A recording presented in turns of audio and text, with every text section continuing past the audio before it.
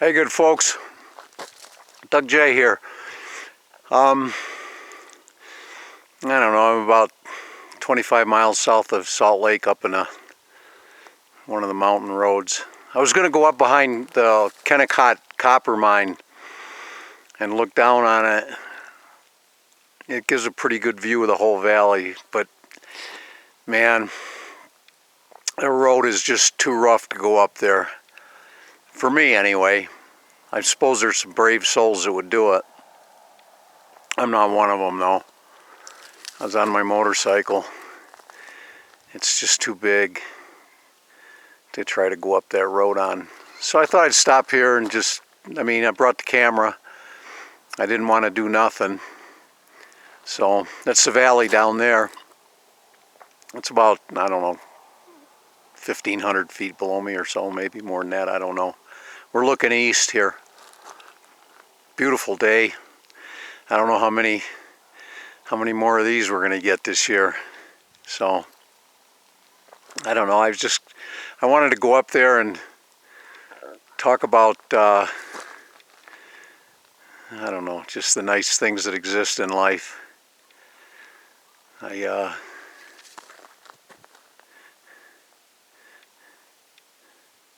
These mountains are gorgeous. Had to avoid a couple deer coming up. That was kind of cool. Those peaks are up about 6,000 feet maybe. The valley's 4,200 feet. I was looking at a couple of aerosol guys up there in the sky today. They're getting real sneaky about it, you know. They're shutting it down for a little while and then starting up again after maybe, I don't know, a few miles anyway, 10 or 15. I can't see any trails now, just that white film that's in the sky all the time. Kind of interesting how they're changing their tactics now, so not so many people can see them. Or I don't think people notice them anyway. I'm not sure how smart we are, to tell you the truth. But they sure are spraying. I've been listening to Clifford Carnicom. Look him up. He's got some great things on YouTube. And I've been listening to Anthony Patch and Hagman. They're a pretty good group to get information from. It's hard to accept all the things that they talk about, man. It's really tough. If we're doing this stuff to ourselves, I don't even know what to think about the human race anymore. I'm not so sure the people who are doing this are even human, if that's what's going on. Spraying these aerosols up in the sky and terraforming the planet, and we're in for some rough times coming ahead. I follow Dutch Sense on YouTube. He's an earthquake forecaster.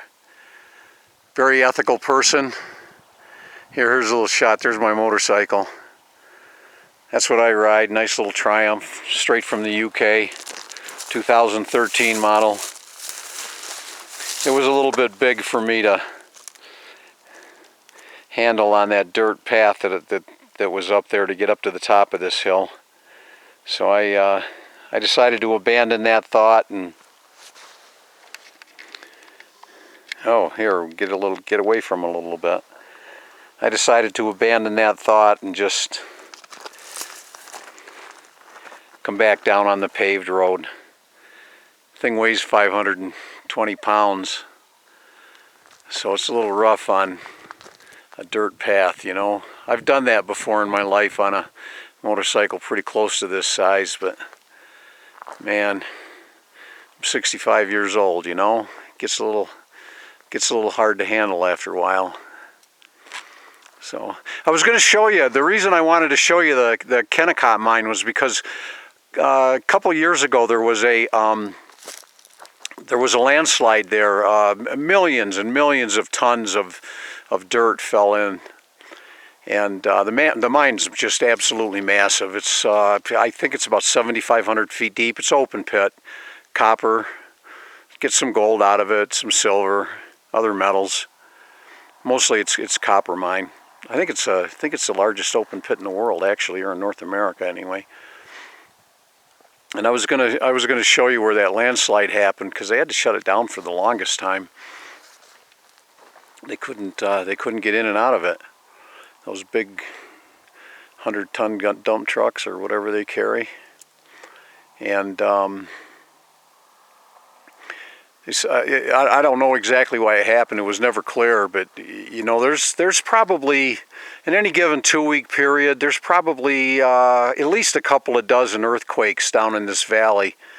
Runs, oh geez, 150 miles in this part of it, and they're all shallow, between less than a kilometer and up to probably about 5 or 6 kilometers deep. So I've seen a couple that were 12 or 14 kilometers. They don't go too much deeper than that, though. They're all low mag, maybe, I don't know, less than 1 to up to about 3. I haven't seen any that were more than 3 before. I'm sure that's coming in some point in time in history, though, or future. I'm sure it's happened in the past. But anyway, I listened to Dutch Simpson. I used to worry about earthquakes here, but since I've been following him, it's not a big issue with me. I mean, he's been very clear about the warnings that we'll receive before larger earthquakes happen, and what to look for in the region, what to look for on the West Coast. Boy, that's an active area over there. It seems to be non-stop earthquakes in California, Oregon, Washington, all along the coast up through Canada into Alaska and down the whole Pacific Rim. A lot of that's going on. I have an odd feeling it's going to get a lot worse, you know. Check out about CERN. Spend some time and learn about that group. I never really wanted to see people as evil before, but man, the more I see, the more I believe there are evil people in this world that are really out there to just destroy it, certainly change it. There's no doubt about that. So, a couple cars up here even. Can't get away from them, you know. People like to get out. At least there aren't too many. I'm the only motorcycle up here. So, check out One Pacific Redwood on YouTube. Learn about some of the weather patterns, how it's being manipulated. He talks a lot about the aerosols. He calls them chemtrails, and that's a rejected term. And there's,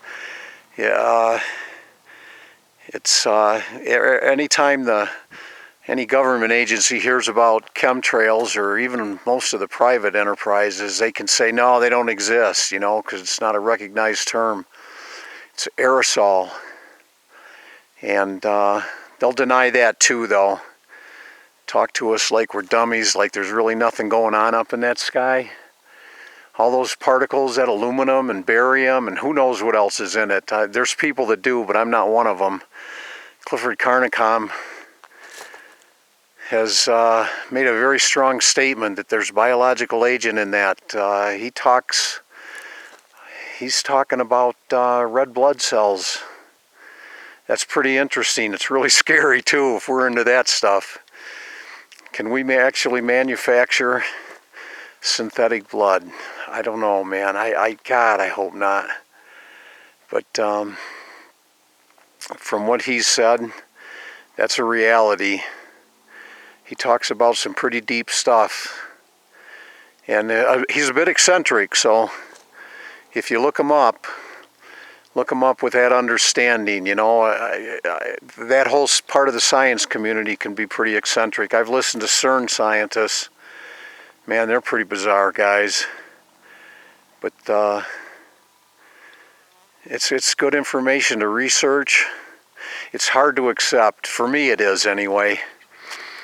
But the reality's the reality, you know. What we're doing to ourselves in our world, we're breathing all those nanoparticles in that are drifting down to the to the planet. It's ionized and we're taking it inside of our systems. I don't even know what to think about it sometimes. Not paranoid, a little angry. Nah, check that. I'm very angry about it.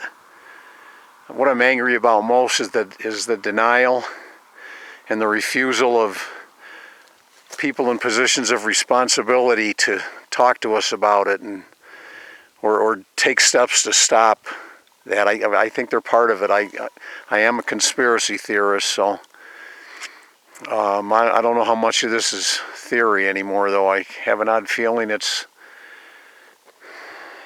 our reality. So anyway, I just wanted to stop here and talk, show you one more piece of Utah. This road is so curvy. I'm glad it's got pavement on it. So I'm just gonna stop here and post this later. Send you much love. That's a term I get from Dutch Sense. I really like that man. You know, truth seekers and truth speakers are not that easy to come across, and people of high ethics and moral standards, and he is certainly one of them. So look him up on YouTube. DUTCHSINSE. Bookmark him and go back often. He comes on live fairly often and does a stream, updates what's going on in the world of earthquakes, talks about a whole lot more stuff than that. And it's well worth the time that you could spend on it. So here's the mantra of the Dutch Sense community. Don't be scared, be prepared. And there are things we can do to prepare. And Clifford Carnicom and Anthony Patch talk about things we can do to be prepared. Changes are happening, folks. And our beautiful world is being, well, and I believe this, it's being transformed. And I'm not, honestly and truthfully, I don't know if I want to accept what it's being transformed for. Reality's reality, so best to all, and I'll find a better spot another day. This is really kind of nice, though. Kind of limited, I guess. So we'll talk another time. Take care, folks. Bye.